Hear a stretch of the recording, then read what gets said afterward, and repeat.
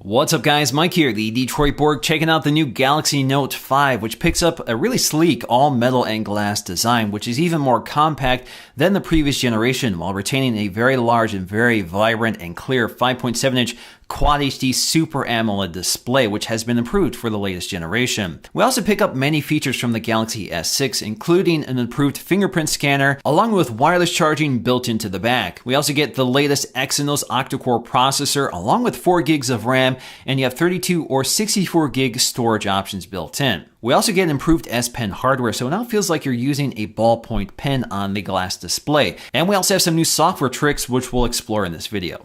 Next up, let's get to the unboxing of the Galaxy Note 5, and this is the T-Mobile version. If you get a carrier version like the one I have here, AT&T, this is actually the one I've been reviewing for the past few days.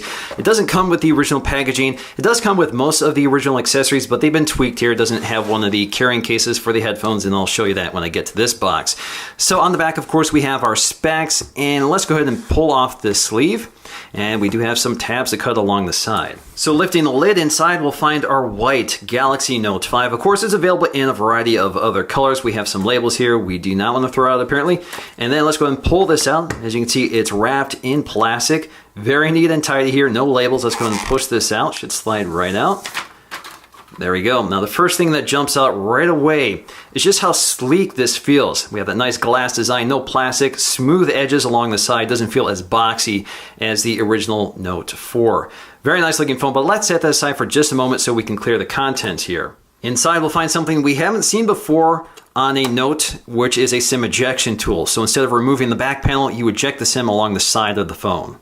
Lifting the tray, we'll find all of our accessories neatly packaged here, including a set of headphones inside a carrying case. These are Samsung's new in-ear style headphones. They're kind of similar to EarPods. They do come with replacement ear tips to change the size if you want, and they do include an inline remote control and microphone. We also get our micro USB 2.0 charging cable, which accompanies the fast charger. This is technology we've seen for a while now, but this quickly charges the 3000 milliamp hour battery inside your phone. Below that, we'll find our replacement S Pen nibs. So those nibs do wear out over time, so they do give you spares and a removal and installation tool. Taking a close look at the sleek design of the new Galaxy Note 5, it is all glass and metal. It's covered in Corning Gorilla Glass 4, and it feels really premium in the hand. It's very similar to the Galaxy S6, just blown up to scale. Now, the thing that really strikes me here is the very thin bezel surrounding the display. That makes the phone a little more compact, combined with the curved edge on the back of the phone, so it feels really nice and compact in the hand despite the size of the display. So getting to this display, it has the same specs of last year. 5.7 inches, Quad HD, 1440 by 2560, good for 518 pixels per inch. And it's Super AMOLED, so you get these very bright, vivid colors and deep blacks, and it's a stunning display to look at, and it looks even better with even clearer whites and more vibrant colors. They've done a really good job here. So along the top, you'll find a familiar layout. We have an LED notification light next to an ambient light sensor and proximity sensor, and of course you have your earpiece. We also have that 5 megapixel camera with an f1.9 aperture. It's a fantastic camera. It's the same one in the Galaxy S6 and records video up to QHD resolution. Down below we'll find a home button which integrates the new fingerprint scanner, also from the Galaxy S6. So instead of swiping on the key, you just press your finger to it. We also have our backlit navigation keys, which includes recent apps, back, and they have dual functionality, which I'll explore in this video. Along the back, you have this curved Corning Gorilla Glass 4 back panel, which houses NFC and the new faster wireless charging. Now, like the Galaxy S6, this also supports wireless Qi and power mat, but the Note 4 features next generation faster wireless charging with a compatible charger, which unfortunately I don't have here yet. Toward the top, once again, very similar camera system to the Galaxy S6, 16 megapixels, f1.9 aperture. We also have optical image stabilization, 4K video recording, and right next to it, we have a color spectrum sensor for better balancing the white balance of your shot. We also have an LED flash and a heart rate sensor. Along the side, you can see we have this nice rounded metal frame. Now, we don't have that nice polished chamfered edge like we used to have from the previous Note 4, but again, a very sleek design. Toward the top, we have our antenna insulators breaking up up the frame. We also have our microphone and a nano SIM tray, which you can eject with a SIM ejection tool. Along the right side, we'll find our sleep-wake power button, which is along this narrow edge, but it's not sharp like on the Note Edge or the Galaxy S6 Edge. Same on the left side. We also have these high-mounted volume keys. Along the bottom, we can see there is no USB Type-C connector. This is a micro USB 2.0 port, which does support fast charging, of course. We also have our headphone jack and our speaker grill. And right next to it, you can see your microphone, and of course, you have your new stylus or S Pen. So the S Pen now has a clicking mechanism at the top, which is used to eject it. This is also used to reinsert it. So when you put it back into its silo, you just press the button to secure it. But otherwise, that clicking mechanism does not retract the pen nib, which I thought it did. The S Pen design is very familiar, has a nicer look to it. It's a little smoother, and the color matches the frame of the phone you have. And you can see we have our button along the side for selecting items in the interface, and we'll explore that in this video. Now, taking a quick look at the design differences between the Note 4 and the Note 5. The new Note 5 is noticeably thinner and more compact than the previous generation, with very thin bezels on either side of the phone and shorter bezels on the top and bottom. That combines with a rounded design of the back panel to make the phone feel much more compact and less bulky than the original Note 4. Toward the top, things have been moved around a bit, so we have a new and improved front-facing camera. The ambient light sensor and proximity sensor have been moved around, and we have an LED notification light. Toward the bottom, we have our new home button, which integrates the new fingerprint sensor instead of the swipe gesture from the original Note 4. Of course, on the back, things have changed quite a bit here. We go from a plastic removable back panel to an all-glass back panel, which incorporates wireless charging. The speaker has also been relocated from the back to the side of the phone, and the camera hardware has improved here with a new 16-megapixel sensor and an f1.9 aperture. We still have an LED flash, but we now have a color spectrum sensor along with a heart rate monitor. Along the right side, you'll find a smaller sleep-wake power button in roughly the same location. Along the left side, we have our volume controls in the same location, but they're now individual buttons instead of a volume rocker. Toward the bottom, we have a more integrated S Pen design, which is ejected instead of pulling it out with your fingernail. You can also see we have our speaker toward the bottom instead of on the back, and the headphone jack has been relocated from the top to the bottom. We still have a micro USB 2.0 port, and we have some microphones. Toward the top, you can see the headphone jack has been replaced by the nano SIM tray, which used to be behind the back cover on the Note 4. And the big omission here is the IR LED blaster. So that is now gone with the Note 5. Next up, I want to take a detailed look at the software experience and all the features that come with it. And of course, Samsung does quite a bit here. So this is powered by Android 5.1.1, skinned with the latest version of TouchWiz, which has been updated with the Note 5. So we can quickly launch into our phone dialer or the camera app right from the lock screen, swipe down to see our notifications. We can also swipe down from the top to see our quick setting toggles. Now we also have our new fingerprint scanner, so all I have to do is tap the home button to unlock it. There's no swiping here. Now the lock screen has another trick here, so I'm going to eject the new S Pen. So you have that little clicking mechanism. You can see that little animation that pops up when you eject the S Pen. And now I can make this off screen or screen off note. So I can say hello. So I can do all of this without unlocking the device. All I have to do is eject the S Pen. So it's nice and handy. You can actually hear the sound of pen on paper when you're writing. So I can delete this if I want. I can erase it. If I want to erase that, I can. Or I can save it. And it will save it, as you can see here from my notification panel. I can tap on that, unlock the device. Takes me right to it. And as you can see, it unlocks really quickly with that fingerprint scanner. You can also double tap the home button to launch quickly into the camera app. So again, very fast, just like the Galaxy S6. You can also see I have this little memo icon up here because that's minimized. So I can jump right back to it if I want, or I can close it by deleting it. So getting back to the home screen, it does have that familiar Samsung look from the Galaxy S6, but you can see the icon pack has been updated as well as a few other tweaks, but otherwise it's fairly close to that experience. So we can swipe between our available home screens here, and of course it depends on what carrier you have, as I do. In this case, I have AT&T. I can swipe all the way to the right to get to briefing, Flipboard briefing. So this basically aggregates all my news and information based on categories, and I can modify this up here. Now in this panel, I can rearrange the categories. I can unselect them if I don't want to receive anything from that category, or I can edit what feeds into that category here. So for example, if I want iPhone coverage or Mac software. So once that's all done, we now have this feed aggregating all these news stories, which we can tap on for the full screen experience. Now, many people may not want this Flipboard briefing at all, so you can disable it if you want. Just pinch in and out on the home screen to get to your editor. So now I can disable it if I want, so it goes off. From here, I can also change the home screen. So if I want this to be the home screen, I can select it. I'm going to stick with the original home screen here. And I can also rearrange them if I want, or take them up here to delete. We can also swipe all the way to the right to create new home screens if we want. And we can change our wallpaper. So we do get a new set of wallpapers with the Note 5, and they're nice and vibrant, especially with this Super AMOLED display. It really takes advantage of the bright, vivid colors here. We also have our themes, and you can see 3 of them are here by default, and you can download them, or you can go to the theme store to pick a variety of other themes. We also have screen grid options. So if you want to space out your icons from the default configuration, you can. So 5x5 is here by default. We have 4x5 or 4x4. Now with one swipe down gesture, we get to our notifications as well as our quick setting toggles, which stays up here persistently. So we can adjust our screen brightness. We can select auto if we want. Of course, we have toggles for Wi-Fi location, sound, auto rotate, Bluetooth, S Finder, and quick connect. We have airplane mode, do not disturb, and power saving. And this is editable. So we can go up to edit, or not editable.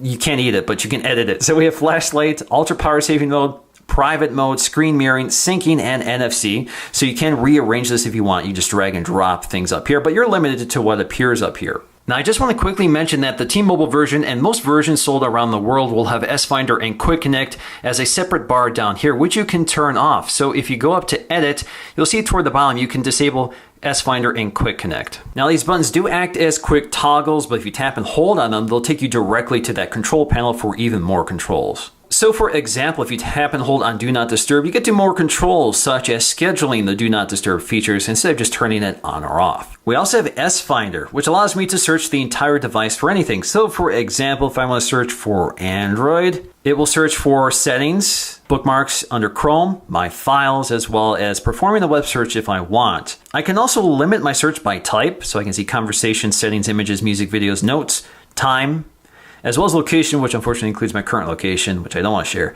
And then we have our tags. Now there is a setting under Wi-Fi I think is worth pointing out. So if we go to settings here, go to more, you can see we have smart network switch, which will allow this device to switch between Wi-Fi or your cellular network for improved performance. Down below we have our classic Samsung off-screen navigation keys. So of course we have our home button. So if you tap it, it takes you home. Double tap takes you to the camera app, and pressing and holding launches into Google Now. We also have our recent apps viewer, so you can see all of your recent apps, which you can swipe to dismiss or close all if you want. And of course, we have the back button. Now, the recent apps does have a dual function, so if you tap and hold on it, it brings up split screen view. So with split screen view, you're prompted to select certain apps to open side by side here. So I can open up the browser, and I can open up compatible apps here. So for example, I can select, let's go ahead with Instagram. So I can browse the web while browsing Instagram, resize the window here. Now, if I tap on the window, that becomes the active window, and it's highlighted in blue. So when I tap that circle, I have several options. So I can switch between the top and bottom if I want to mix it up here. I can also select text from one window to paste it in the other. I can also minimize the window or maximize the window or close it. And when I minimize the window, it becomes this little thumbnail that floats around, which I can access again by tapping on it. And now I get this floating window here. Now, if you swipe across from the upper corner, you can minimize the window here and float it around and resize it if you want. And again, we can do that with Instagram here, and we can do this with up to 5 apps at once. So right now I have 5 windows I can move around here, but if I press the home key, it actually minimizes them all to this little badge view. So I can move them around here, and you can see I have 5 open. I can't do more than that. It'll tell me I can't do it. So I can bring them forward, press again to minimize them, and if I want to close them, just tap and hold on them, and I can take them up to remove.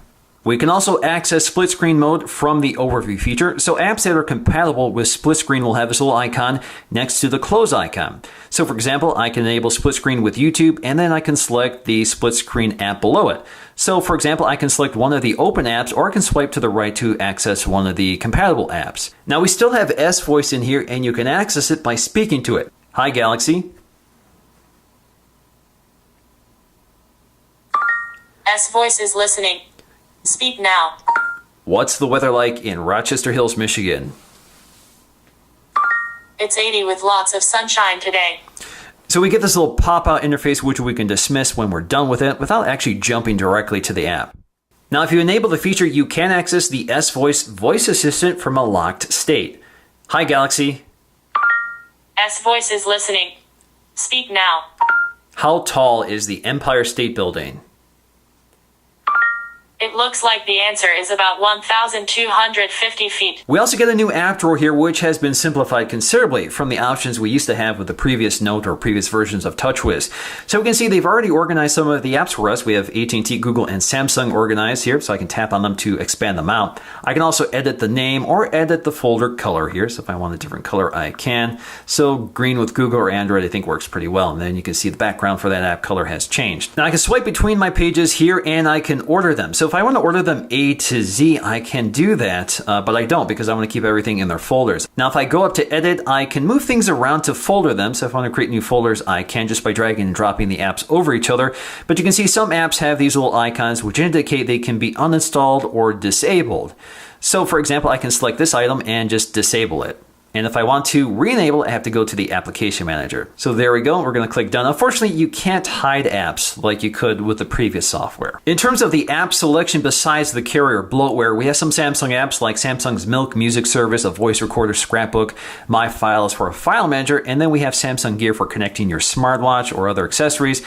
So we have My Files. It's a very slick file manager. Again, it's very consistent with the TouchWiz UI design. So we can see our images, videos, audio documents, download history, device storage, and our cloud storage options. Of course, we also have S Health for keeping track of our fitness goals, which work with gear accessories, the phone itself, the heart rate monitor on the phone, and that sort of thing. And all we have to do is log into our Samsung account to transfer the information or set it up through here. So let's go ahead and measure our heart rate. So all we have to do is press the heart rate monitor on the back. You can see it lights up, and then it will measure for us. We'll see how high my heart rate is right now. So 80 beats per minute sounds about right for now. Next up, let's measure our blood oxygen level. Now, incidentally, this no longer has the UV sensor that the Note 4 had. So 95%, so I guess I'm healthy, but we can go up to info to find out more. We also have Samsung Pay, and similar to Apple Pay, this allows you to digitally load your cards or reward cards to your device, and you can use NFC and your fingerprint sensor for secure payment. But this goes a step further with MST, or Magnetic Secure Transmission. So that basically means you can use this anywhere you can swipe your card. Next up, let's take a look at the new S Pen and the updated interface. So we have a new error command utility, which includes Action Memo, Smart Select, Screen Write, and a few apps. So we have S Note, Photos, and Chrome.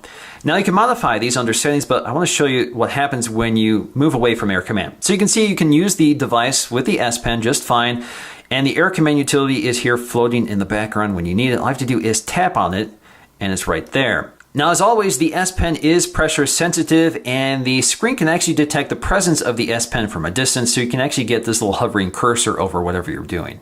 So getting back to error command and some of the features, let's check out Action Memo. So this brings up the S Memo app. So let's go ahead and write down a number. All right, so let's say this is a phone number and I want to add it to a contact or make a phone call.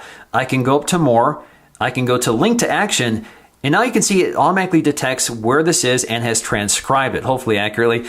So you can go to phone and just dial that number, and as you can see, it did it accurately.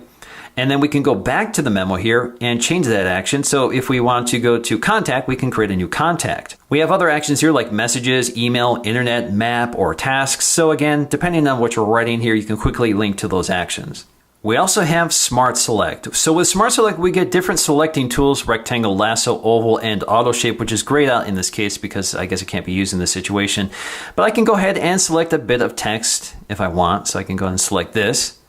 And as you can see, it selects it without actually including this little hovering error command utility. So that's nice. So we can save it to the gallery right on it. So we can annotate it if we want, save it to scrapbook and that sort of thing. We also have Screen Write, which allows you to take a screen grab and you can annotate on it. But there's a feature hidden in here which is called scroll capture. So if you want to continue capturing the entire website here, in this case 9 to 5 Google, let's go ahead and select it.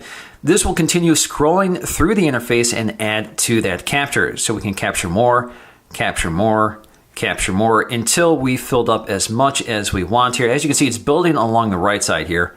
And now we have a full screen grab of the entire website. We can also jump right to S Note so we can see all of our action memos up here, which we can expand out. We can also create a new message here. And this is pressure sensitive. So the harder you press on the screen, the thicker the line gets or the lighter the line gets. Now these are app shortcuts which we can modify. So if we jump to settings, we can modify the shortcuts that appear here. So right now I have S Note, which was there by default, Photos or Chrome, but I can change all of this just by removing them. So if I want to change this up to, let's grab something else here. Let's go with Gallery. I can select it. We can also disable the floating icon. So that Air Command icon no longer stays there persistently when you minimize it. So for example, if I take out the S Pen and if I move away from it, it disappears. But I can bring it back forward just by tapping the S Pen key along the side here to reinvoke it.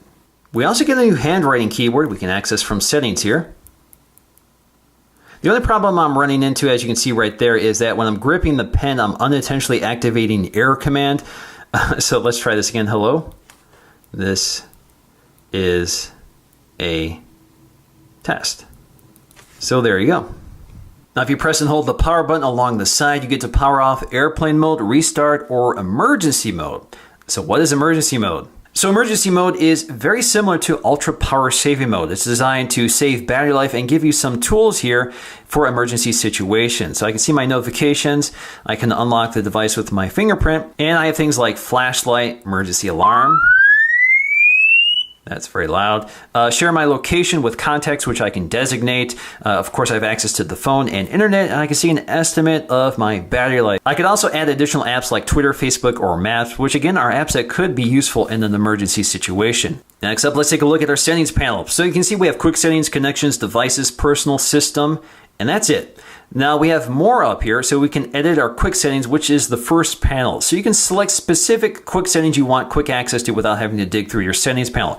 Of course, we can also just search. So if you want to search for display, comes up right away, takes you right to the display control panel. Now AT&T does tweak the settings panel so we have this tab view instead of this list view, which is available on most devices, including this T-Mobile version, and you can go up here to edit quick settings. Otherwise, the features here are pretty much identical.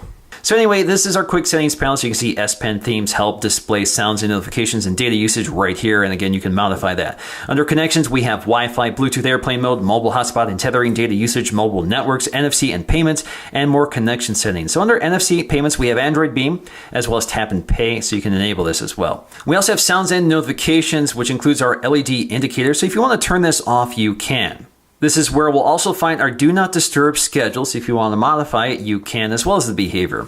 We have vibrations, so we have our vibration patterns, vibration intensity, feedback, and more. All of that manageable here. Ringtones and sounds. So if you want to turn off the touch sounds, which are on by default, you can. Personally, I find them a little annoying. You also have dial keypad tone and more. We also have our display settings, so we have one-handed operation. So we can enable this. We can reduce screen size by triple tapping the home button, and we also have one-handed input for certain keyboards. So let's go and turn that on to show you how that works. So with reduced screen size enabled, I can triple tap the home screen, and now I have this view here, which I can swipe between left hand and right hand side. So that means it's more thumb reachable. Now with one-handed operation, again, the phone dialer or the calculator keypad or even the keyboard can be swapped between the left hand and right hand side. We also have Smart Stay, which is on by default, and this is a very familiar Samsung feature that basically monitors for the presence of your eyes, keeps the display on, or turns it off depending on whether you're looking at it or not. We also have our screen modes, which includes Adapt Display, which I recommend. You also have AMOLED Cinema, AMOLED Photo, and Basic, which warms it up a bit. We also have our S Pen settings, which includes Air View. So basically you can hover the tip of the pen over something on the display and it will pop out information such as a photo gallery, a calendar event, or something like that. And it's a familiar feature we've seen before. We also have direct pen input. So if you hover the tip of the pen over a text input box and click the pen button along the side, this will allow you to handwrite the text instead of typing it out. You can also enable or disable the pointer, the screen off memo feature, S Pen alert. So if you walk away with the S Pen detached, it will actually notify you by ringing the phone. You can also turn off pen detection, which will save battery life. We also have motions and gestures, a familiar feature from other Samsung devices. So one of them is direct call. Now, if you want to know what these are, just swipe between these panels up here. So direct call, if you're looking at a message or if you're looking at contact details, just raise the phone to your ear, automatically calls them. Smart alert, if you have pending notifications and you pick up the phone while it's laying on the table, it will vibrate to let you know. And then we have mute. So if you want to mute your call or alarm, just place the phone flat down. We also have palm swipe capture. So if you want to grab a screen grab, just swipe across the screen like so. And then we also have our application manager, which is broken down by application manager and default application. So you can manage that here. So if you want to change your default messaging app, you can select it here and choose Hangouts if you want. So under application manager, you can see downloaded, running, all your apps, disabled apps, as I showed you earlier under the app drawer. Under personal, we have our wallpaper and themes, as well as lock screen and security. So we can enable our fingerprint scanner from here. So you can see our fingerprints. So let's go ahead and add a new fingerprint to show you the process, which has been streamlined and sped up here. So I'm going to go ahead and add a new fingerprint, and now I'm going to use my index finger. So that's all there is to it, and we have some other features we can use, such as web sign-in with our fingerprint, and we can also verify our Samsung account with our fingerprint. So now if I go to the lock screen, I can use my thumb, or I can use my index finger. We also have easy mode, which I often call grandma mode. So it simplifies the interface here, and you can select specific apps or disable certain apps for easy mode. So again, simplified interface, date and time, current weather conditions, and most used apps right here. Swipe to the right, and you can add speed dial contacts. Swipe all the way to the right here, you have additional apps which you can manage. Under system, we'll find battery. So battery includes some of our power saving modes, which also act as quick setting toggles up here. So again, you can see power saving as well as ultra power saving mode. So standard power saving mode will basically dial back performance to improve battery life, but not completely cripple the device. And I'll tell you exactly what happens here. You can also modify when this enables. So we can immediately turn this on or only have it turned on at certain battery percentages, such as 5%, 50%, 20%, or 50%. So if you want to automatically enable it, you can. Now, the purpose of ultra power saving mode is to make this device last as long as possible, so you can still place and receive phone calls, message, access the internet. So we have the phone dialer, messaging, internet. You can add additional apps. So you're limited to social networking apps, voice recorder, clock, and calculator. Checking out this camera app, a lot going on here. So we can tap anywhere to focus on the scene. We can also manually adjust exposure with this little controller that pops out. Of course, we can zoom in and out really smoothly here too. And with 16 megapixels of resolution, looks like I hit the shutter release. With 16 megapixels of resolution, even cropped or zoom images look really crisp and clear. And it focuses really quickly. And we can switch between the front-facing and rear-facing camera. And I'm not intentionally blocking it here. That's just the way I'm holding it. And we'll demonstrate that in a bit. Along the side, you can see some of your quick settings, which include some of the effects you can add if you want. We also have HDR, auto, on or off. We have timer, flash auto on and off, as well as our resolution. So we have 16 megapixels at 16:9, which is great. And then we have our settings panel. So we have our video resolution. So we have UHD, QHD, Full HD at 60 frames per second, Full HD at 30 frames per second, HD or VGA. We also have tracking AF, and we have video stabilization, but it's only available under Full HD or below, not Full HD at 60 frames per second or anything like that. So if you want the best stabilization, go with 1080p at 30 frames per second. 4K is still optically stabilized though, which looks pretty good. We have other things like quick launch. So if you want to turn this on and off, we also have voice command, and I'll demonstrate that. Volume key functions, which can operate as your shutter release or zoom button. And you can also reset your settings to default. So let's say, cheese, shoot, record video. So there we go, we're recording in 4K. We can pause it or resume it. What you can't do in 4K is take photographs simultaneously. Taking a look at our camera modes, there's a lot going on here. We have auto mode, pro mode, which is interesting. This allows you to manually control basically every function of the camera, from the focusing to the white balance, to the exposure, to the shutter speed, as well as the exposure compensation levels. And we also have our filters up here. We also have selective focus, so when you take a photograph, it focuses both the foreground and background subject independently, and you can modify this later when you edit the photo. We also have other features like panorama, video collage, slow motion or fast motion, as well as virtual shot, and you can download additional modes. So there's quite a few of them to pick from now, such as beauty face. A lot of these have been pulled out. They used to be included. Dual camera mode, so if you want to shoot both the front-facing camera and rear-facing camera, you can use that mode. Shot and more for recording voice with your clip, sport shot, surround shot, and quite a few others. Now, the most talked about new mode with this camera app is live broadcast. So this will log into your Google account and you can broadcast live to your YouTube account. Now, as I'm broadcasting here, I can go ahead and click share to share it to Twitter or other services here. So I'm just going to tweet this out. So I can resume my broadcast after I share it, and now people have gotten a message that I'm live broadcasting and can watch me live, and I can flip between the front-facing and rear-facing camera. So hey guys, how's it going? Just testing out the live broadcasting feature. Now unfortunately, what I can't see is the live chat that's available. Now if you go to the web view of this live feed, you can actually interact with this.